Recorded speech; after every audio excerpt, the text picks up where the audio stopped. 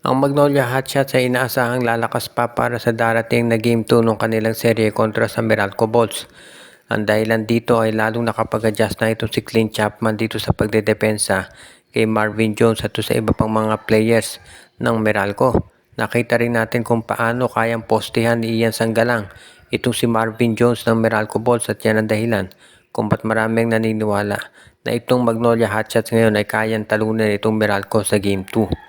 Ang isa pang masasabi natin dyan, yung pressure nandito na sa Meralco dahil nanalo ang Magnolia doon sa Game 1. Itong Meralco Bolts ngayon, sila kailangan gumawa ng adjustment sa Game 2 dahil nung first half pa lamang nakita natin paano tinambakan ng Magnolia Hotshots itong Meralco. Totoo nakabawi ang Meralco humabol pero sa tingin ko itong Magnolia, alam na nila kung paano mag-adjust yan para hindi na makahabol ang Meralco Bolts. So nandito ngayon yan dito sa Magnolia Hotshots kung paano nila mababago ang sitwasyon. Kung sa bagay, hindi naman nakapagtataka na itong Magnolia talaga magiging isa doon sa mga teams na gagawa ng hakbang para matapos itong serye na to. Kung sakaling manalo Magnolia, makakaharap nila malamang itong TNT kasi karamihan nga sinasabi hindi naman tatalunin ng NLEX talaga yung TNT tropa sa serye.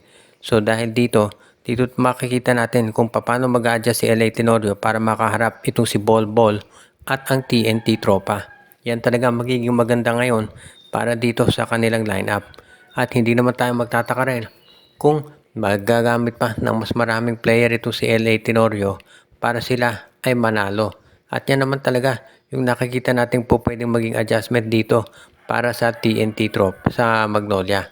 Kapag mas maraming player na ginamit si LA, hindi mapapagod yung mga starters niya. Lalo na at kinakailangan talaga nila ng mas magandang resulta. Samantala naman, itong Blackwater Bossing daw ay nakikipag-usap na dito sa Phoenix Fuel Master dahil mukhang interesado raw ang bossing na makuha itong si Kai Balungay. Si Balungay ay kasalukuyang may injury at hindi naglalaro para sa Phoenix. Pero interesado raw ang bossing dahil sa paniwala nila pag umpisa ng Governor's Cup magiging ready to play na itong si Kai Balungay. At willing daw ang Blackwater na i-offer itong si Christian David na kapalit.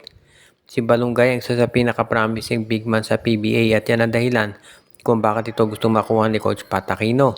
Mas gaganda yung kanilang rotation kung nasa kanila itong si Kai Balungay at yan naman talaga yung iniintay ni Coach Pat Aquino para maging mas malakas yung kanilang lineup. Pero syempre sa bandang huli, kinakailangan magkasundo ang management ng Phoenix at ng Blackwater para ito matuloy. Kung ikaw naman itong Phoenix Fuel Masters, sabay kinakailangan talaga na pag-isipang mabuti kung tatanggapin ng trade na to. Magaling itong si Kai Balungay talaga at itong si Christian David din. So piliin na lang kung sino dyan yung sa tingin nila magiging mas mahusay. Pero kung ikaw naman itong Phoenix Fuel Masters talaga, abay siguro kinakailangan pag-isipan ng maraming beses kung worth it ba na i-trade itong si Kai Balungay. Kasi kung ikaw naman itong Phoenix, sabay marami ka talagang kakailangan isipin dyan kung ito yung gagawin mo o hindi. Dahil ito si Kai Balungay, kinukonsider yan na isa sa pinakamagaling na mga rookies ngayon o new players sa PBA. At mas maganda nilalaro niya currently kaysa dito kay Christian David. Although malaki rin ang potential ni David at marami nagsasabi hindi rin nagagamit ng tama dito sa Blackwater Bossing. So magiging maganda yung usapan ng dalawang panig pagdating sa bagay na ito. Sigurado lang tayo, itong si Christian David, baka hindi na yung magtaga sa Blackwater Bossing.